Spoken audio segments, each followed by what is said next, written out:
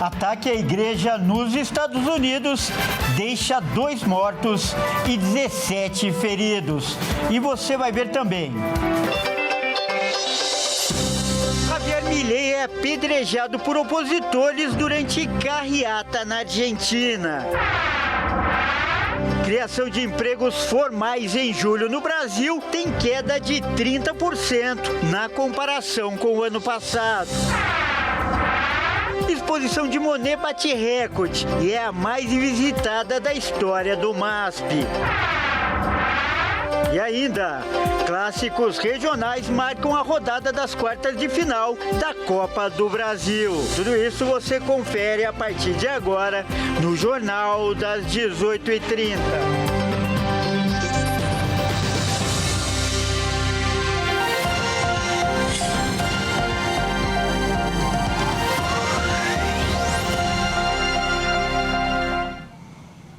Olá, seja muito bem-vindo. Nós estamos ao vivo. São 18 horas e 37 minutos pelo horário de Brasília. Eu sou o Kleber Werneck e a partir de agora você confere comigo as principais notícias desta quarta-feira. Olha só, nos Estados Unidos, um homem armado invadiu uma igreja e abriu fogo, matando 2 crianças e deixando outros 17 feridos.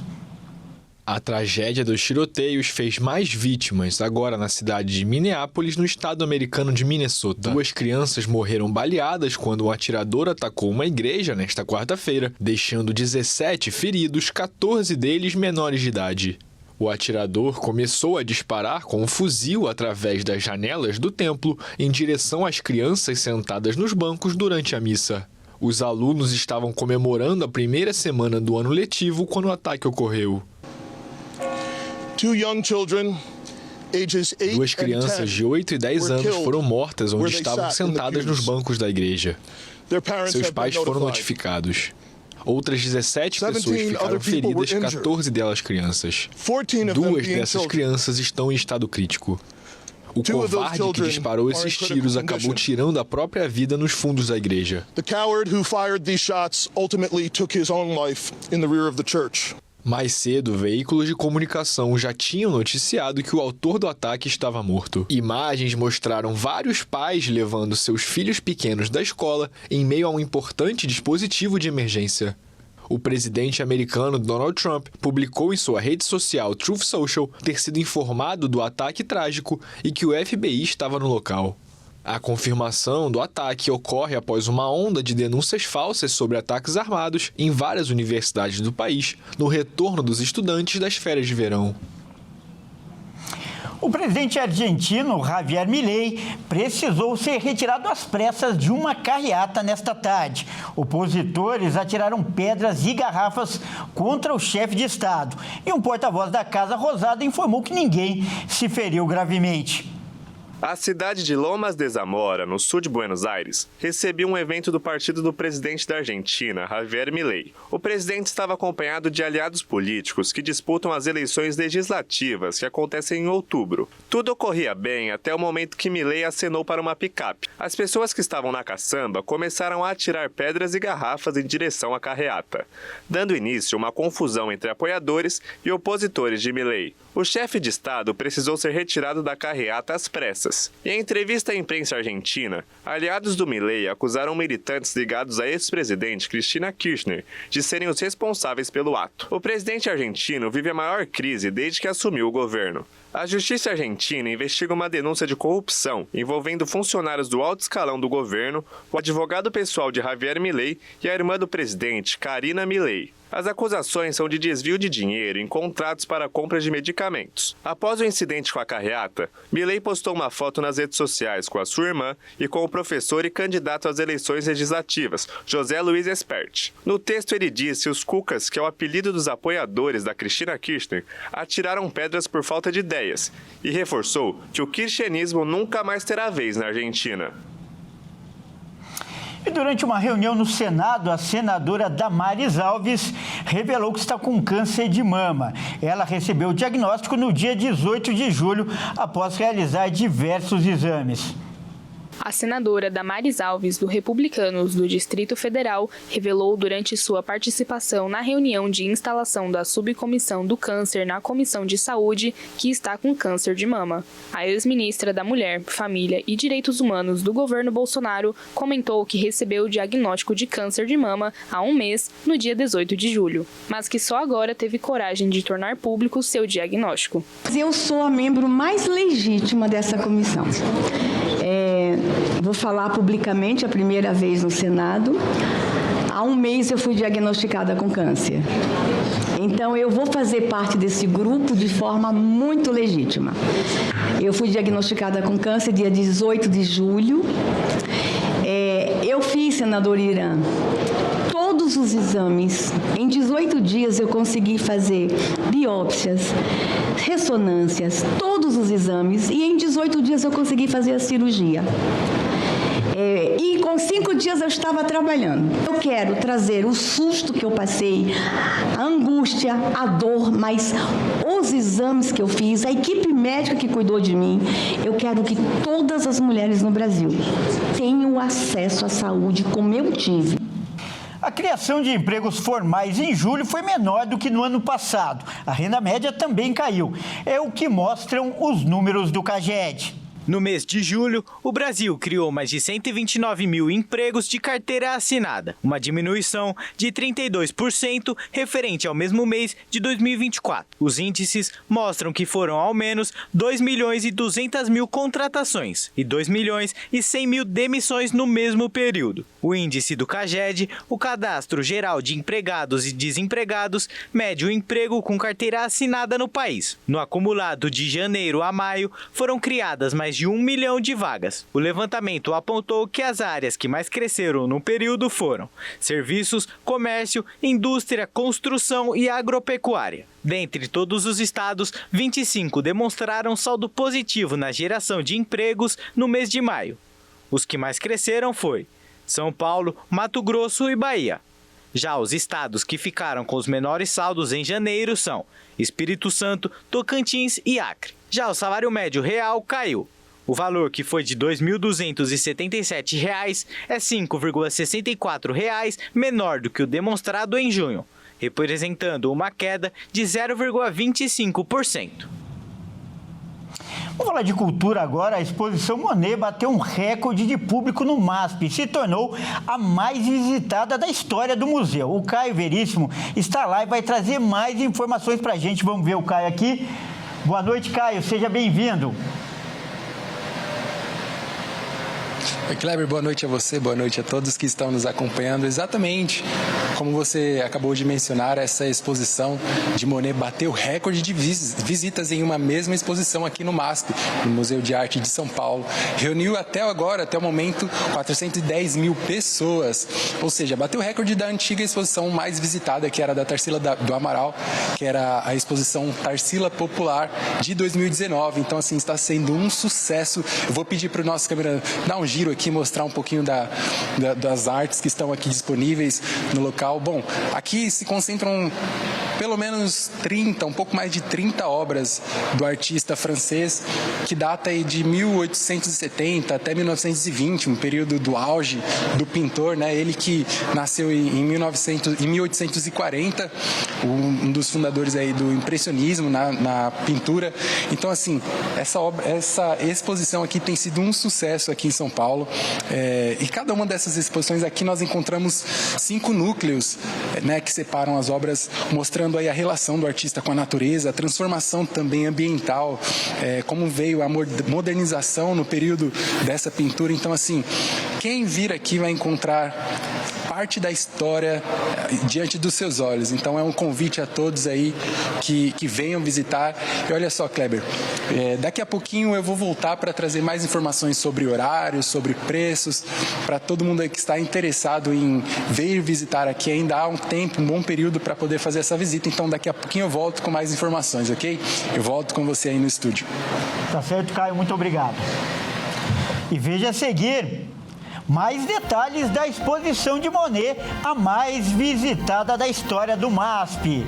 E ainda, os clássicos regionais das quartas de final da Copa do Brasil. Nós voltamos já.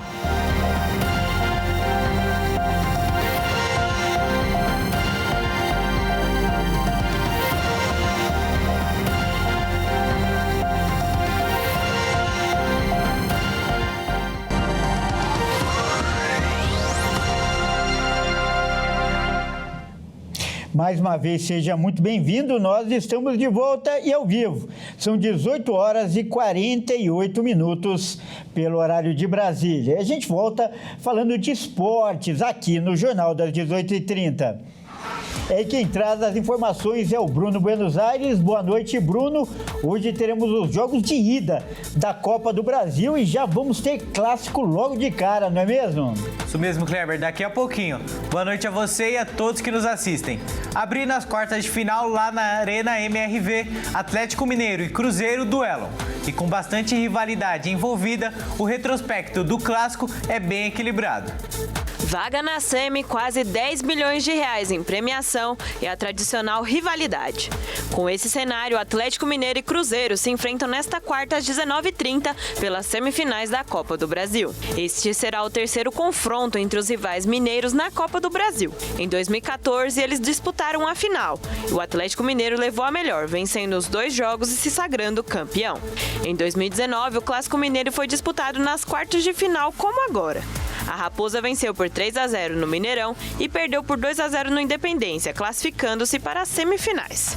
A quarta já começou com um clima de provocação. O entorno da Arena MRV do Atlético Mineiro amanheceu com milho espalhado pelas ruas, nas áreas de acesso ao estádio. A provocação é tradicional por parte da torcida do Cruzeiro em relação ao Galo. O jogo de hoje contará apenas com a presença da torcida do Atlético. A previsão de público é de mais de 40 mil pessoas na Arena MRV. O jogo de volta, que decide a classificação, está marcado para o dia 11 de setembro, no Mineirão, e vai contar somente com torcedores cruzeirenses. Disputando a Sul-Americana e a Copa do Brasil, o Galo vem de derrota para o São Paulo no Brasileiro, usando a equipe reserva. O time chegou às quartas de final depois de eliminar o Flamengo. O técnico Cuca vai contar com a maioria de seus titulares à disposição, então uma provável escalação do Atlético conta com Everson, Natanael, Vitor Hugo Lianco, Júnior Alonso e Guilherme Arana, Alan Franco, Alexander, Gustavo Scarpa e Renier ou Rony, Hulk e Coelho. Lianco é o único pendurado da equipe alvinegra. Já o Cruzeiro é o terceiro colocado no Brasileirão e vem de vitória diante do Internacional. O time do técnico Leonardo Jardim se classificou depois de superar o CRB nas oitavas de final.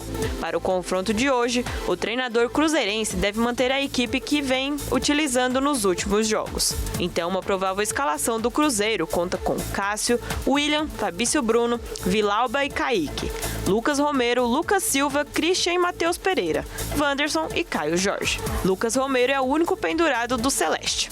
O adversário da próxima fase sai do confronto entre Atlético Paranaense e Corinthians. E Bruno, nós ainda teremos mais um clássico regional hoje, só que lá no Rio de Janeiro, não é mesmo?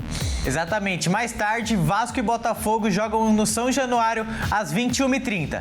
As duas equipes chegam pressionadas, já que só restou a Copa do Brasil como possibilidade de título nesta temporada. Vasco e Botafogo duelam em São Januário pelo jogo de ida das quartas de final da Copa do Brasil, às 21h30. O Vasco chega abalado após perder 2 jogos em sequência pelo Campeonato Brasileiro. As derrotas para Juventude e Corinthians deixaram o Cruz Maltino ainda mais perto da zona de rebaixamento. Já o Botafogo ocupa a 5ª posição da tabela do Brasileirão e vem de vitória na última rodada contra o Juventude fora de casa. Porém, o Glorioso está longe do líder e com a precoce eliminação na Libertadores, o Botafogo tem apenas a Copa do Brasil como possibilidade de título neste ano. E toda a pressão está no Clássico Carioca para a próxima fase. O último confronto entre as duas equipes faz pouco mais de um mês.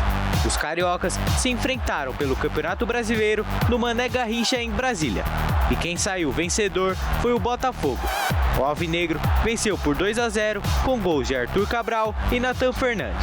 O jogo de volta acontece apenas depois da data FIFA, no dia 11 de setembro, no estádio Newton Santos do Botafogo. E Bruno, conta pra gente qual é a terceira e última partida dessa noite pela Copa do Brasil. Fechando os duelos da quarta de final, às 21h30 também o Atlético Paranaense recebe o Corinthians lá na Liga Arena. O Furacão já eliminou um gigante paulista e agora quer tirar outro para chegar até a semifinal.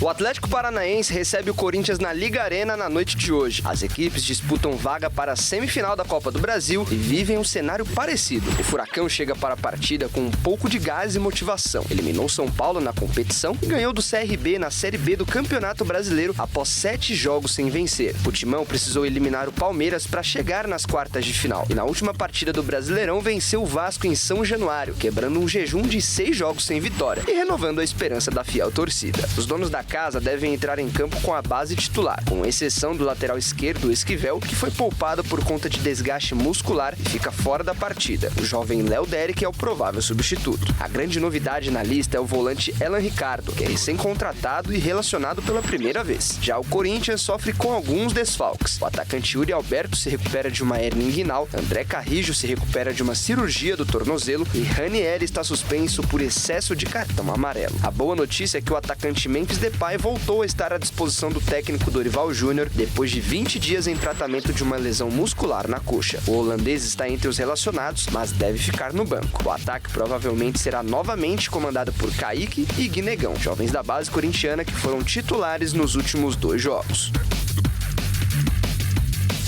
Então é isso, Kleber, eu fico por aqui. Uma boa noite a você e a todos que nos assistem. Até mais. Muito obrigado pelas informações, Bruno, e até mais. E olha só, antes de encerrar, essa edição, nós vamos voltar a falar com o Caio Veríssimo.